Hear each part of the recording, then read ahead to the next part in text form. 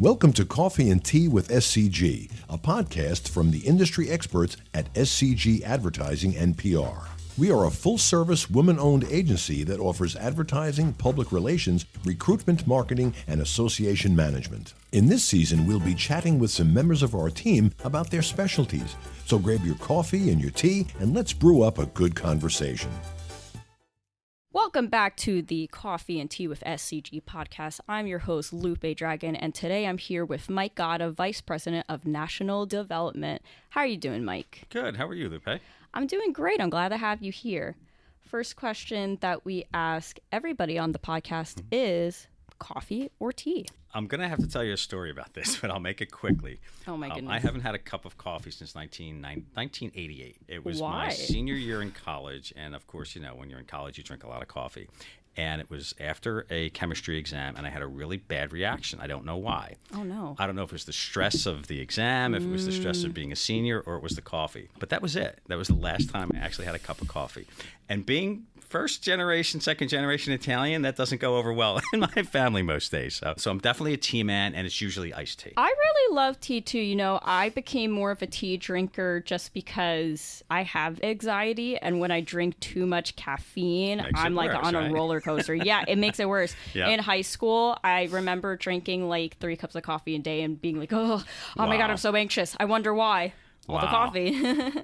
I should not have been drinking that much coffee when I was 16. So did you quit the coffee now? Not completely. I will drink coffee maybe like once or twice a month, like caffeinated. I'm more of a decaf girl, and my mom will make fun of me for that because she's like, what's the point of drinking coffee? What's the point, right? I'm like, well, because it tastes good. I drink it for the taste. I don't even drink it because it makes me wake up. But today I did. I had a little bit of Starbucks, so that helped. That was for the 2-hour drive down here, right? On it. Well, that's like an hour and a half. It wasn't that bad. Not bad. All right. Let's get into it. What is recruitment marketing? Recruitment marketing, and these terms, they're interchangeable. Recruitment marketing, recruitment advertising, and then we'll get into that in the next question. But recruitment marketing is the bigger picture of a company putting out there why it's a wonderful thing to work for them, right? So recruitment marketing could include an employer brand. It could include employer retention. It could include the benefits of why you want to work here as compared to a competitor. So that's its bigger picture of, you know, we're hiring, and here is why you want to work for us, not just in a specific position or the specific department, but for us as a company, whether it's a local company, whether it's a national company or a global company. Everybody has a story to tell, and recruitment marketing is telling that story to potential applicants. Awesome. And what is the difference between recruitment marketing and recruitment advertising? When I was growing up in this business in the 1990s, there was not a term called recruitment marketing. It was just recruitment advertising, right? So from my perspective, recruitment advertising is the help wanted ad. It's the specific job for a specific position for a certain company with specific criteria. You know, so you're a hospital, you're looking for a nurse. Mm-hmm. To me, that's recruitment advertising. Marketing came in later when the competition became fierce. You know, we would place ads in newspapers, and companies would get hundreds of resumes, and most of them were qualified. Again, I'm aging myself here, but I'm talking about the early 90s, you know, from 91 to 94, 95. And then things started to change, especially in healthcare, and we can talk a little bit about that later. Healthcare, education, transportation, where we're seeing shortages. So the marketing effort of branding a company, like you would brand a product or a sneaker or you know, something like that, that became more of a concept. So to me, recruitment advertising is the help wanted ad, is that ad that gets you in the door or to apply for that job. And the marketing is the bigger picture of why do you want to work for this specific company. And really saying, like, I want you if you have like these skill sets. I want you because you do this exactly. for me. Yep. Okay. That makes a lot of sense. Makes sense. How do you leverage social media for recruitment marketing, and which platforms would you say are the best to reach the candidate? We started with social media probably on the recruitment side long before other companies in our field or in our industry were doing it, right? Facebook came about 2005, maybe 4, 5, 6. So it was probably around 2007 when me, Regina, some of the people on my staff here in the Philadelphia office at the time, started to notice that, hey, this could be a way to get a message out to potential applicants, right? At the time, we had a client called Wawa, which is a convenience store brand. Love Wawa. Everybody loves Wawa. If you're in New Jersey or Philadelphia, you know Wawa. You've been there, right? That was one of our customers, and they were always looking for store managers. They're always looking for cashiers. They're looking for retail people, assistant store managers. It was a good career path for people. And we were doing all the traditional things at the time. There were a couple of job boards, mostly newspapers, niche magazines, those types of things. Posters in the the store, hey, come work here tomorrow, make X amount of dollars, get 3 weeks vacation, those kinds of things. When Facebook came out, because of the audience they were looking at young people to fill these roles. We had a discussion internally, and even we brought our kids into it too. Hey, what do you guys think about? Yeah, it'd be great to see a help wanted ad or an ad on Facebook about this. Very early in the system. The research group. Yeah, exactly, right? People of a certain age group that we're trying to target, right? And again, back then it wasn't quite as easy to get some demographic information or geographic information as it is now with Google and everything like that. There was stuff out there, but it wasn't quite as prevalent as it is now. So we actually went to the president of Wawa, and we opened up a Facebook profile for him. Then we sat down with the president and the board of directors and the HR people, and we showed him on a laptop computer at the time, this is what Facebook is. We set up a profile for you. Now we're going to put a job ad on your profile so that everybody who's friends with you will be able to see that ad. And he said, I don't understand it. I'm afraid of it. And then he said, what does it cost? I said, it doesn't cost anything. Nothing. Nothing at all. Right? So they went for it. And that was sort of our foray into social media. So to get back to your question, we leveraged social media to hit specific audiences, sort of like we did back then. We knew there were younger people that weren't looking in the newspapers as much anymore. There was Monster and there was Career Builder, but social media became a trend for that audience. So we thought, hey, let's leverage that to hit our specific audience. And that's what we do today. Same thing. Facebook is definitely still one of our primary platforms. Now there's LinkedIn too. Instagram goes along with Facebook, so there's always like that Facebook Instagram connection. LinkedIn, I don't know if I classify LinkedIn social media, and again, maybe because that came sort of before social media came out. True. To me, it was a professional networking site, right? So we were leveraging LinkedIn before Facebook and Instagram and everything else came along. So that's how we leverage social media, whether it's LinkedIn, even Indeed, if you want to think of it in a certain way. Glassdoor, those types of things. We leverage it to get the message where the audience is. So once we know who your audience is, what skill sets you're trying to attract,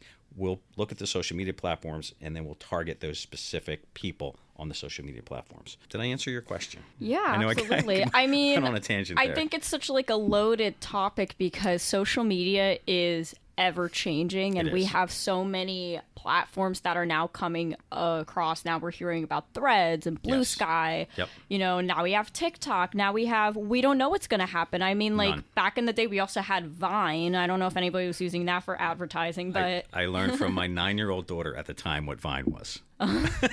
And we tried. We looked at it a little bit. We couldn't get any of our clients to bite on it, and I didn't know how to monetize it. It's kind of hard to monetize a 6-second video. Yes. That was really tough. Whereas TikTok, you could do like a minute long. Now you could do 3 minutes. YouTube, now there's YouTube Shorts. Yes. What I'm trying to say is social media is evergreen in the way that it is constantly changing, whether it's for PR or recruitment marketing. It's going all over the place. Sometimes I have a hard time trying to keep up with it also, and I'm the one that's in it the most right? because of my age group, because we've just been in it for so long. Exactly. So as I like to say, my sister has 2 iPad kids. Right. They grew up already just like knowing how to do things on the iPad, whereas we kind of learned and it kind of went there. So a lot of stuff. Exactly. How do you measure the effectiveness of your marketing efforts? The crucial point of effectiveness and delivering for a client is a qualified applicant and a hire, right? That's really the golden egg of what we do. When a client gets, and they spend money with me and we're placing some ads or we're doing recruitment marketing or branding or awareness, when they get that ideal person and they hire them, that is the golden egg of success. Very elusive, right? It's hard to find, and it's hard to get that data because, as you mentioned, there's so many platforms out there. There's so many different things that we're doing. They're getting so many different applications. So, again, getting that hire is really how we measure success. And then the second level of success is how many views and how many clicks and then how many applications, completed applications can I get you? I can't guarantee a hire, but for a certain amount of dollars, on certain platforms, I can get you X amount of clicks, X amount of views, X amount of applications from what we hope are qualified applicants. So there's a little bit of a gray area to the answer to that question. Love to get that applicant. Not always easy to measure that and track that. Just out of curiosity, what's like the most amount of applicants that you've gotten for someone? Do you happen to know that number? That's a tough one. No, I honestly don't. Probably in the retail days. We did a lot of stuff with retail companies. I think we mentioned that on one of our sales calls, Aldi, and we did Giant Foods, and we did Weiss Markets. And I remember being in some of those meetings where we would, there's so many different outlets to place ads, including print at the time. Indeed had come along, Monster Career Builder. And I remember one of the recruiters said to me that he had almost 2,000 applicants within the first 3 days.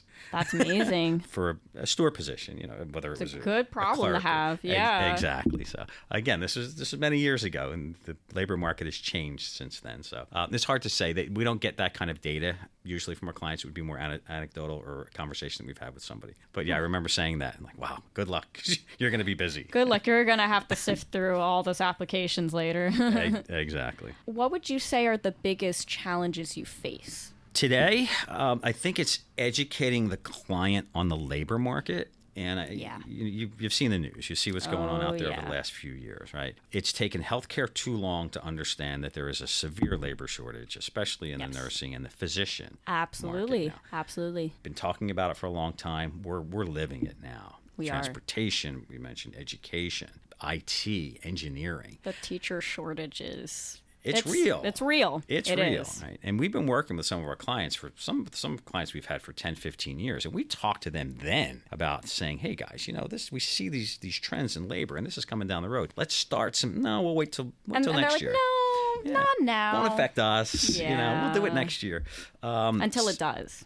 And it is, and we're living it now. And I think that's going to be our biggest challenge. So that's where you come in to really be like, hey, I have a solution for your problem. Exactly. And it's different for every company. It's different for every industry. But we do have ideas. But you have to start now. Yes. And it has to be a plan for who am I going to get in the door in 30 days? Who am I going to get in the door 4 or 5 years from now? And how am I going to get that message to that audience so that they want to work for me? The retention rate is important because, of course, you want people that are going to, like you said, like stay there for a very long time, especially when it comes to teachers, because, they're thinking of the longevity also of the career that they're going to have. And if they want to stay in that area, you also have to think about like all the other things that come with their personal things while thinking about like, am I going to stay here? Being able to market that to the correct crowd is very tough. It is.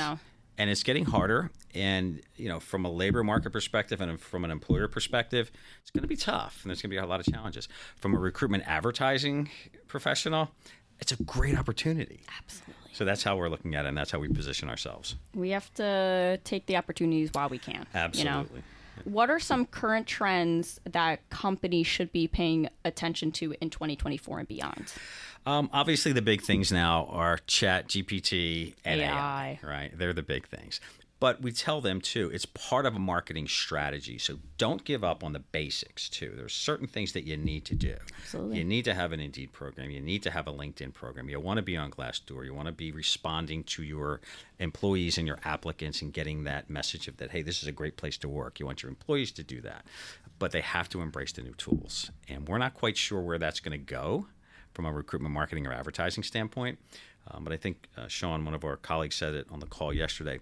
It's not the companies who to use AI to recruit. It's the companies who understand how to use AI in their recruitment marketing research, in their efforts, in the things behind the scenes. I agree. Who will be able to succeed or be above some of their competitors. So. Absolutely. I think when we started to learn about AI, I think all of us were adverse to it just because, again, a lot of us can become... Scary. It's very scary because you don't know what's going to happen. Yes. And then this robot just automatically knows what you need or maybe want or want to learn about. Exactly. But it's an advantage for us to take because it'll make us more effective in the work that we do. It'll make things faster, easier, smarter. Like Mike C likes to say, it's like taking the Rubik's Cube and putting it on the table and playing with it, and it's right in front of you. It's right there. I don't have to annoy you to ask a question. Right. I mean, I could come to you to confirm it because obviously AI still learning things, but again, just trying to get the bigger picture that we want to use this to make us better at what we do. Exactly. Which I think is amazing.